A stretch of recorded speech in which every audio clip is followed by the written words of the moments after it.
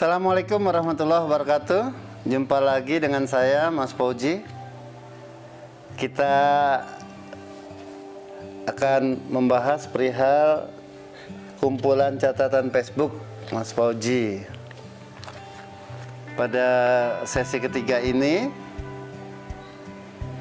pertemuan ketiga dari kumpulan catatan Facebook Mas Fauji, saya akan membacakan kalimat-kalimat sederhana yang menjadi penghancur kehidupan seseorang, yang mungkin tanpa sadar diri saya dan kita semua juga pernah melakukannya. Apa saja kalimat-kalimat sederhana tersebut yang mungkin enteng diucapkan, tetapi ternyata itu adalah bom penghancur kehidupan seseorang.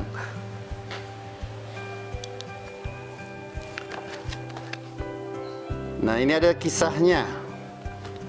Kisahnya kalimat-kalimat yang terdengar biasa, tapi sebenarnya sangat berbahaya. Yang pertama, ada saudara laki-laki yang bertanya saat kunjungan seminggu setelah ia melahirkan.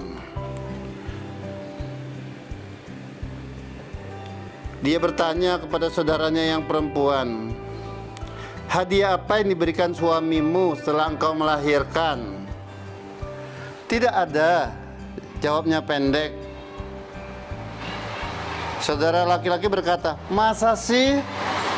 Apa engkau tidak berharga dari sisinya?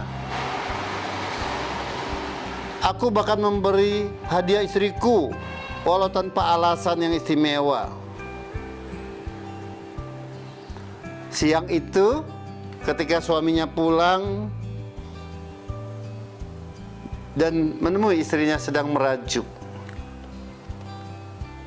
keduanya lalu terlibat pertengkaran.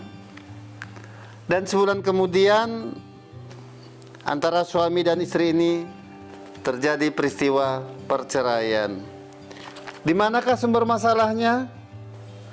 Adalah kalimat sederhana yang disampaikan oleh keluarganya saat menengok dia setelah melahirkan. Kalimat sederhana tetapi berdampak tidak baik. Lalu ada yang kedua.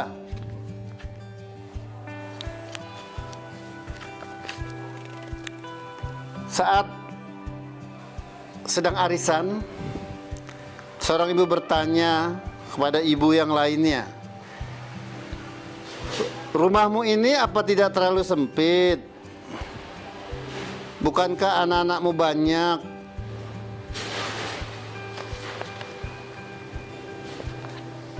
Dengan tersenyum ibu tersebut menjawabnya. Tetapi ternyata kata-kata tersebut membekas di dalam hati sang ibu tersebut. Dan ia mengiyakan, "Iya ya, rumah ini terasa sempit." Dan akhirnya dia berhutang untuk membesarkan rumahnya, sehingga akhirnya terlilit hutang untuk membeli dan membesarkan rumahnya. Dan akhirnya rumah besar tersebut tidak dapat dibayar dengan cicilan utang yang diambil melalui bank, dan akhirnya disita oleh bank. Kata-kata sederhana, "Sempit amat rumahmu ini," tapi ternyata berdampak jelek bagi hati orang yang mendengarkan.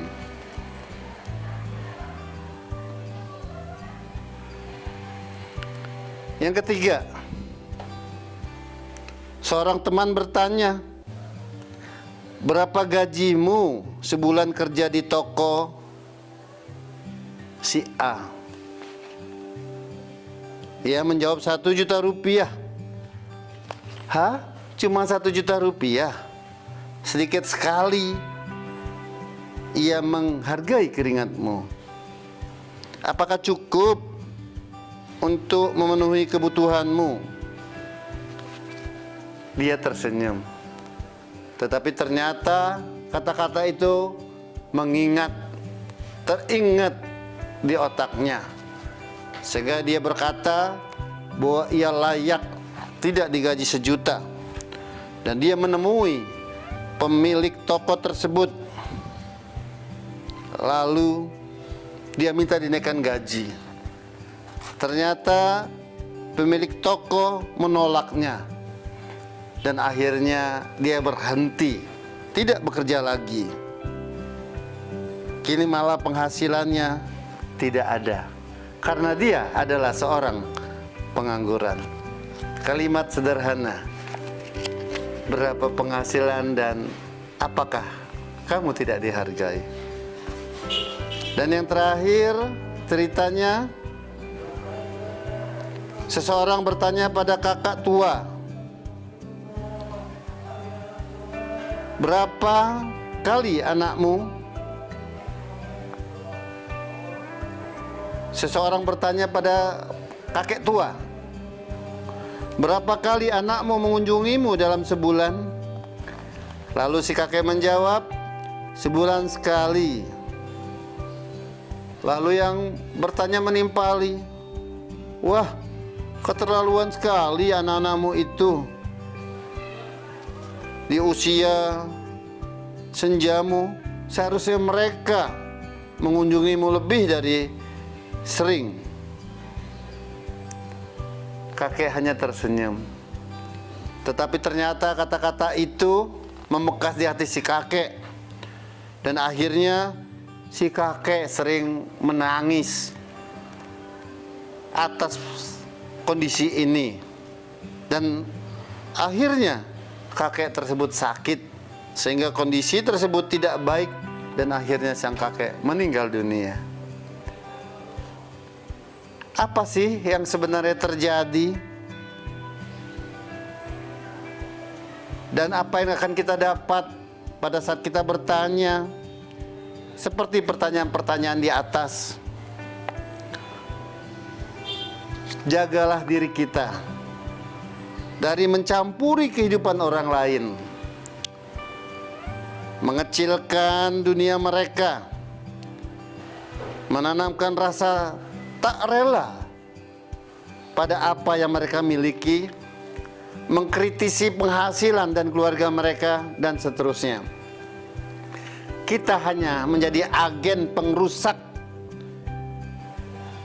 bagi kehidupan mereka. Kita hanya memberikan penilaian, sementara mereka yang merasakan. Mari kita introspeksi diri. Cobalah jangan sampai membuat kehidupan hancur mereka dari keadaan sekarang yang mereka merasa nyaman-nyaman saja. Jangan sampai kita menjadi sumbu peledak dalam kehidupan mereka. Terima kasih. Wassalamualaikum warahmatullahi wabarakatuh.